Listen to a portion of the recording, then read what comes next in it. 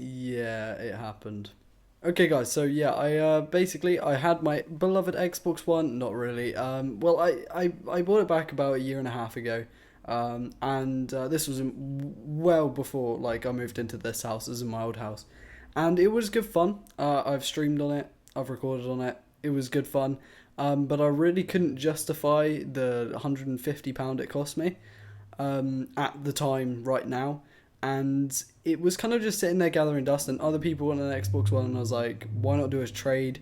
Um, I was looking for a secondary phone originally just because they're easier to trade with, so you can trade. Like I've been doing trading for about a year, I'd say now, or maybe 8 months, and it's really easy to trade once you've got something like an Apple device because more people want it, right? So yeah, this happened. The iPhone 5. It's not a 5S, it's a 5, and it's. I'll show you B-roll. It's not the perfect condition, but to be honest, even though it's got a load of scrapes and things in the side of it, the screen is perfect because it's had a screen protector on. The back of it's got a tiny, tiny amounts of chips on it, but my Xbox One was in much worse condition than this. Like it was working, like both of these devices work absolutely flawlessly. It's just the top was scratched from where I'd had my feet on it. Basically, I used it as a footrest for about the first week of having it. Um, but because I didn't have the cables or anything for it. Not just because I was spoilt and I just had an Xbox to freaking put my feet up on. But that's where I had to store it because I didn't have the cables, didn't have controller, didn't have anything for it. Just bought it as a standalone box. So yeah.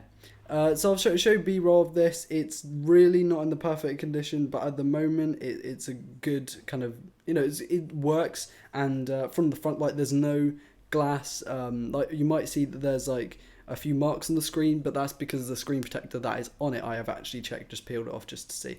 And there are a few bubbles down the bottom now that I've done that, so yeah. Okay, so the challenge is now that I've got to use this. It's currently Monday, I'll check the phone. It is Monday the 25th, and the challenge is to use this until Friday, right up until Saturday, so a full school week's worth of, wow, my computer's just starting to spin up, great. A full school week's worth, or work week, I suppose, worth of use on this, and I'm not allowed to use my beloved Nexus 4. And I'll show B-roll of just how big it is in my hand compared to the iPhone. But as you can see, they're not particularly, there's not a huge size difference. If I just put these on top and try and keep them over to the right, there's not a huge size difference, but it is particularly thinner. Like, so the keyboard, like I don't have, I mean, if I just show you the size of an iPhone in my hand, oh no, sorry, this is the Nexus. It's, it's not particularly big. It's about, a decent size, probably just on the small side. But this is just absolutely tiny. Now, it's really thin, and that's my difficulty because on iPhones that I've had in the past, particularly my iPhone 4, which is actually the same width as this, it's difficult to type because my thumbs are quite clumsy and big compared to my fingers. So, yeah. But apart from that, and the sudden change of lighting, that's nice. But apart from that, it's going to be fun. I've heard the camera's supposed to be pretty good on this for stills compared to my Nexus. And videos, I think, is meant to be the same. And it's going to be weird having a 16:9 form factor after having, this must be, don't know, at least 16:10, like if you see the difference. So that's going to be fun. I love my beloved Nexus, but I'm gonna be able to have it back, and maybe I'll grow to love the iPhone more. That's something I didn't think I'd ever say, but it is a possibility. I might grow to love this more. It's at the end of the day just how functional it is. Now I use my phone pretty much every day for watching YouTube, social media like Twitter and Facebook. And I don't use it for stuff like gaming as much, but I will check out the games because like I said, I've had iPhones in the past, so I'll have all my games that I bought on here, if you know what I mean. I can just log in with my Apple ID. But yeah, apart from the quality, it's not in the best condition, but it's functional. And Paddy's just freaking brilliant in the background. But I don't have to hold my mic anymore because I've put a ghetto setup for that. And I don't know, maybe I will love it. I hope you enjoy this. I'm gonna record a little bit for every 7 days, or every one day of the 7 days at the end of the day, just to show. And I think hopefully I've edited this enough so it's not hugely long. Anyway, see you in the first day.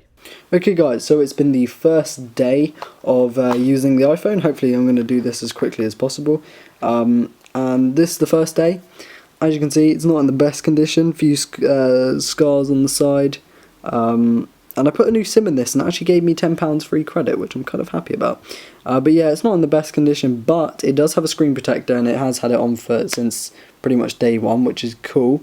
And number 2 is the back isn't too bad, which is pretty good. But the first thing I did is the dude actually, when we did the trade, gave me a case. And because it's a very small phone, like a very, very small phone, like that is a ridiculously small phone, I stuck it in here. And we have a nice grip on it now. Not that the small phone was way too small to be used properly, like with a grip, but I just like having the chunkier feeling phone. Excuse me. So the first thing I noticed is, as you can see, if it will pop up, there you go, there's a light on there, which is like an activity LED for when notifications pop up, and I didn't have one on here, obviously it being an iPhone, so that's the first thing I noticed. And the first thing I actually installed before I did anything was SwiftKey. So I'm used to being able to type hey like that, like a swipe on my phone on my Nexus, so it's the first thing I did, since that's not on the default thing. Multitasking isn't actually the worst on this, but it's definitely not as smooth and as silky as the Nexus or Android, which is running a fresh install of KitKat, I think. Oh no, Lollipop. And now the one thing is the colours are really weird on this. I'm not sure why the male is looking a bit weird. There you go. It's a bit weird, you have to hold it like that. But yeah, pretty good so far. Definitely on the small side, but you know, that's fine. And I do have Flappy Bird, which is cool. Got that working. It's pretty good. The last thing I'm gonna say is that because the speaker's on the bottom instead of being on the back, I don't have to cup my hands. I can just kind of hold it like that to get audio instead of kind of holding it like that. But it's a very small phone, like it's very thin, so it's much easier to kind of hold in that, well, much harder to hold, but much easier to get audio out of in that respect. So yeah, first day, I'm going to say probably 7 out of 10, and this obviously being the benchmark of 10 out of 10. Let's go. Okay guys, day 2, and it's doing pretty well.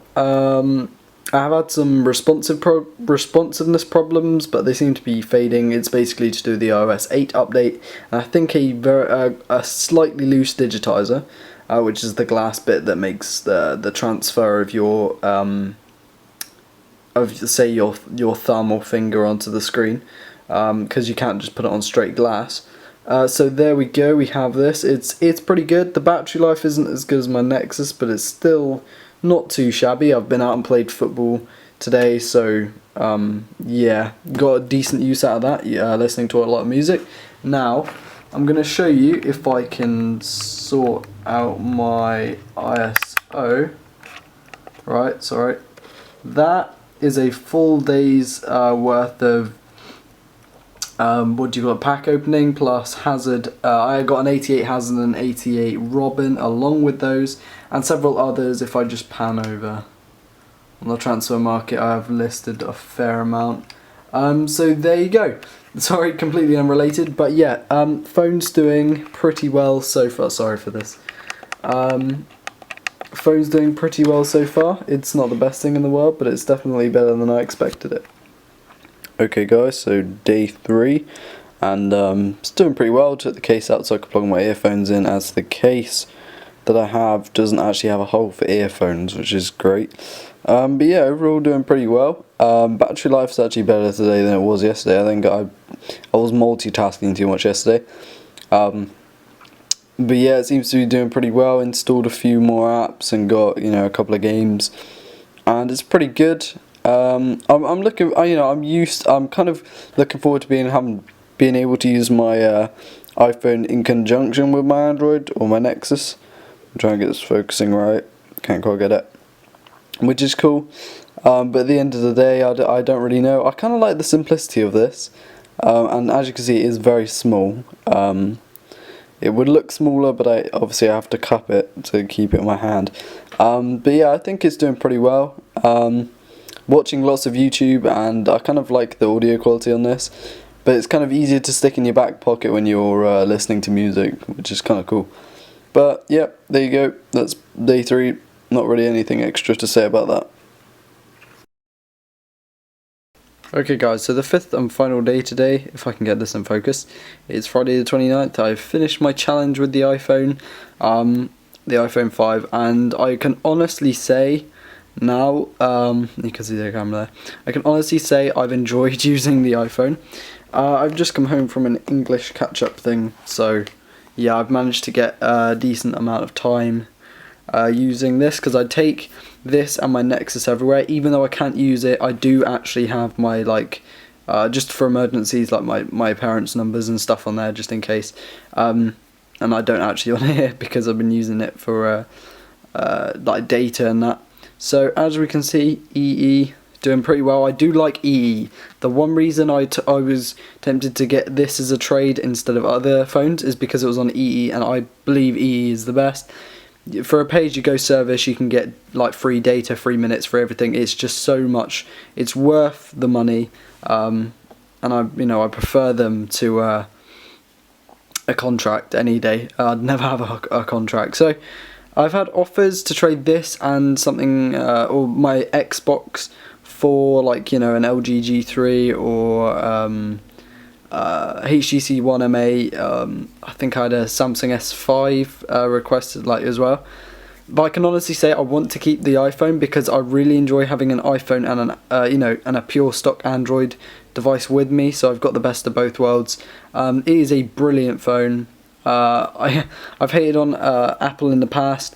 I still think the screen's a bit too small, and I still think that it scuffs more easily. It's not built it could be better prevented for all these scuffs and stuff. And I know not every iPhone's like this, but with the same amount of work and usage, I mean, this is scuffed up, whereas my Nexus hasn't. So yeah.